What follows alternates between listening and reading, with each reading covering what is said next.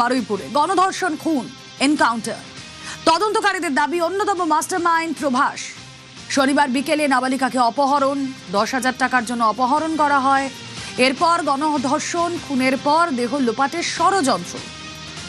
নাবালিকার দেহ লোপাটের জন্য বস্তাও জোগাড় করা হয়। নিজের বাড়ির কাছে পুকুরে নাবালিকার দেহ ফেলা। সবেরই মূল মাথা কে? এই প্রভাস মণ্ডল। এমনই দাবি তদন্তকারীদের। সরাসরি চলে যাই আমরা ঘটনাস্থল থেকে। সব ছবি সবার আগে আপনাদের সামনে তুলে ধরেছি। সহকর্মী সান্নিক রয়েছেন প্রতি মুহূর্তের আপডেট ভোর থেকে আপনাদেরকে দিচ্ছেন। সান্নিক, বেলা গড়িয়ে গিয়েছে বিকেল। আজ এনকাউন্টারে মৃত্যু হলো অন্যতম অভিযুক্ত এই প্রভাস মণ্ডলের। এই প্রভাসের বাড়ি ঠিক এই ঘটনাস্থল থেকে কত দূরে? যারা এই মুহূর্তে নিউজ 18 বাংলা টিউন করেছেন তাদের জন্য।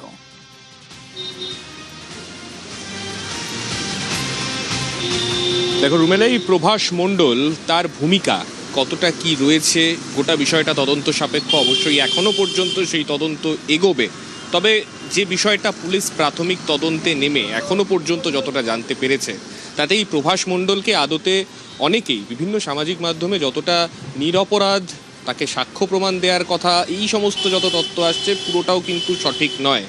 তারও একটা ব্যাপক ভূমিকা ছিল এই গোটা নৃশংস অপরাধে। কেন বলছি এই কথা? মূলত এই প্রভাস মণ্ডল যে প্রাথমিকভাবে দাবি করেছিল যে শুধুমাত্র 10,000 টাকা তাকে দেয়া হবে বলে সে শুধু সেই নাবালিকাকে অপহরণ করে তাদের কাছে পৌঁছে দিয়েছে, কিন্তু সত্যিটা কিন্তু শুধুমাত্র তাই নয়। পাশাপাশি এই নাবালিকার দেহ লোপাট করা হবে কোথায়, কোন জায়গায় বস্তায় করে ফেলা হবে, কোথা থেকে সেই বস্তা আসবে, সেই বস্তা জোগাড় করে আনা, এই গোটা প্রক্রিয়াটাতে প্রত্যক্ষ ভূমিকা ছিল এই প্রভাস মণ্ডলের। এমনকি যে ঘটনা ঘটানো হয়েছে সেই ঘটনাতে এই প্রভাস মণ্ডল অর্থাৎ গণধর্ষণের ক্ষেত্রেও তার কোনো ভূমিকা ছিল কিনা সেই বিষয়টাও কিন্তু পুলিশ তদন্ত করে দেখছিল। এরই মধ্যে গতকাল রাত্রিবেলার যে ছবিটা আমরা দেখতে পেলাম, যেখানে এই প্রভাস মণ্ডলকে রিকনস্ট্রাকশনে নিয়ে যাওয়া হলো, মূলত কেন না যে জায়গায় ঘটনাটা সে দেহ লোপাট করতে চেয়েছিল সেই জায়গাকে বেছে নেওয়া এবং তারপরে স্টেপ বাই স্টেপ কী কী ঘটনা ঘটেছিল সেই বিষয়টা তার কাছ থেকে শোনা, সেক্ষেত্রে কোনো অসঙ্গতি আছে কিনা সেই বিষয়গুলোই কিন্তু গতকাল পুলিশ তদন্ত করে দেখছিল। ঠিক সেই সময় যে ঘটনা গতকাল আমরা দেখতে পেলাম, যেখানে গতকাল রাত্রিবেলায় সে পুলিশের বন্দুক ছিনিয়ে নিয়ে পালানোর চেষ্টা করে এবং তারপরে পুলিশের দিকে এক রাউন্ড গুলিও সে ফায়ার করে বলে পুলিশের তরফে অভিযোগ করা হচ্ছে। সেই ঘটনায় তার এনকাউন্টার হলো। স্বভাবতই এই প্রভাস মণ্ডল যে আদতে গোটা এই ঘটনাটা যেটা ঘটেছে, খুন এবং গণধর্ষণ, এই ঘটনার অন্যতম মাস্টার মাইন্ড, তা কিন্তু আলাদাভাবে প্রাথমিক তদন্ত রিপোর্টে যা তথ্য উঠে আসছে তারপর আর বলে দেওয়ার অপেক্ষা রাখে না। রুমেলা। ওকে সান্নিক। অপর সহকর্মী অর্পণ এই মুহূর্তে রয়েছেন আমাদের সঙ্গে। অর্পণ, শনিবার অপহরণ, রবিবার থেকে উত্তাল হলো বারুইপুর, আর তারপর আজ বুধবার আমরা দেখলাম এই অন্যতম অভিযুক্ত প্রভাস মণ্ডল, তাকে মরতে হলো, গুলি করা হলো প্রভাস মণ্ডলকে। অর্পণ, স্থানীয় বাসিন্দারা বারুইপুর ক্ষোভের আগুনে ফুঁসছিল, তাদের কাছে আজকের এই দিনটা ঠিক কেমন? দেখো, প্রত্যেকেই এই যে এনকাউন্টার তাতে প্রত্যেকেই কিন্তু তারা খুশি। কারণ হচ্ছে এই প্রভাসের একাধিক অভিযোগ রয়েছে। তার নিজের মা, নিজের স্ত্রী, তারাও কিন্তু এই প্রভাসের প্রতি বিরক্ত। তার স্ত্রী জানাচ্ছেন যে যা হয়েছে ভালো হয়েছে, ওর চরিত্র ঠিক ছিল না, ওর বাড়ির থেকে প্রায় অশান্তি হতো এবং ওর নজর খারাপ ছিল, এমনটাও ও তার স্ত্রী বলছেন। তার মা বলছেন পাপ করেছে, সাজা পেয়েছে, আমরা বডি পর্যন্ত দেখতে যাব না।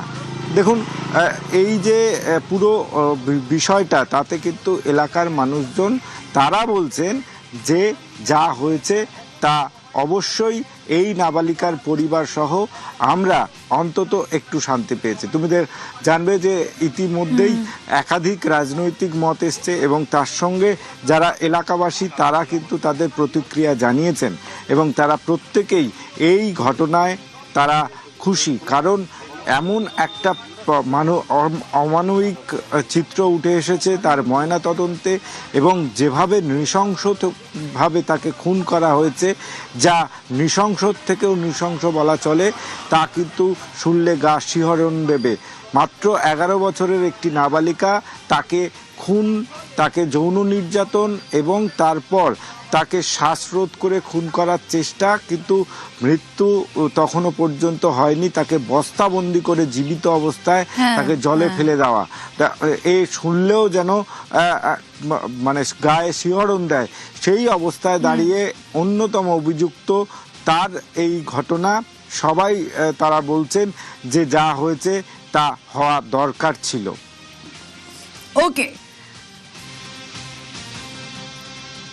প্রভাস মণ্ডল, তার পরিবার, তার মা বলছে কর্মফল ভুগতে হয়েছে। তার স্ত্রী যে প্রতিক্রিয়া দিয়েছেন যে এইরকম নোংরামির তিনি আরো সাক্ষী, এইভাবেই তাকে অত্যাচারিত হতে হয়েছে। প্রভাস মণ্ডলের পুলিশের গুলিতে মৃত্যুর পর তার পরিবার ঠিক কি বলছে শুনি। ছেলে যে মৃত্যু হলো তাতে আপনার কষ্ট হচ্ছে না? মার তো কষ্ট হবে, আমি সে কষ্ট দরকার নেই। ও যা কর্ম করেছে তাতেই গেছে আমার শান্তি। মানে ও যে নাবালিকার সঙ্গে যে হ্যাঁ। অত্যাচার করেছে, যা করেছে তাতে ওর মৃত্যু হয়ে গেছে, ভালোই হয়েছে। আপনারা কি মৃতদেহ আনতে যাবেন? যদিও আমি আনবো না, আমি তো বললাম আর আমরা দেখতে চাই না, একদম দেখতে চাই না। তোমরা ওখানে নিয়ে থেকে নাও, দমে দেবে, কোথায় দেবে, ফেলে দেবে, দিয়ে যাবে, কেউ যাবে না। মার কথা যদি না শুনি, নিজে নেশা ভাঙ করে, তা আমার অত আর কিচ্ছু বলার নেই। এরকমই আমার বিয়ের পরেও আমি অন্য নোংরামও দেখেছি, অনেক অত্যাচার করে আমি এখন সংসার করছি। তা আমি মানে মেনেই নিয়েছি যে ও করেছে। এই যে পুলিশের গুলিতে মারা গেল, কিছু বলবেন? ও অন্যায় করেছে, ও দোষ করেছে, ও হচ্ছে গুলি খেয়েছে, এটা বলার কিছু নেই। মেরেছে, ভালো করেছে, এটা করা উচিত, সঠিক বিচার হয়েছে। ফুল আস্থা আছে, দাদা বলেছে এমন শাস্তি দেবো তুমি শুধু দেখে নেবে। এই ধর্ষকদেরকে কোর্টে পাঠাবো না। ও অন্যায় করেছে, ও দোষ করেছে, ও হচ্ছে গুলি খেয়েছে, এটা বলার কিছু নেই। গলি কম করেছে, সবার সামনে ফাঁসি দিত ভালো। দিনে ধরবো, রাত্রি কাম তমাম, সেরকমই আজ করে দিলেন। সকালে জমা নেব, বিকালে খরচ করব। ও যা কর্ম করেছে তাতেই গেছে আমার শান্তি। আমার তামান্না চলে গেছে। যদি বিজেপি সরকার তখন থাকতো তাহলে ওই ক্রিমিনালগুলো আজ পর্যন্ত এই দুনিয়ায় থাকতো না। ফাঁসি দিলেই তো তারা বেঁচে যাচ্ছে, তাদের কম সাজা হলো। তার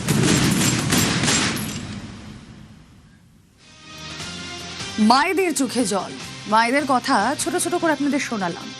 এবার সেই মায়ের কথা শোনাই, যেই মা তার সন্তানকে হারিয়েছেন এই বারুইপুরের ঘটনায়। তার 11 বছরের কন্যা, তাকে নিয়ে যাওয়া হয়েছিল অপহরণ করে, 10,000 টাকা চাওয়া হয়, তারপর তাকে নৃশংসভাবে মারা হয়। গণধর্ষণ, তারপর খুন, তারপর দেহ বস্তাবন্দি করে পুকুরে ফেলে দেওয়া হয়। কাদা জল ফুসফুসে ঢুকে মৃত্যু হয় ওই নাবালিকার।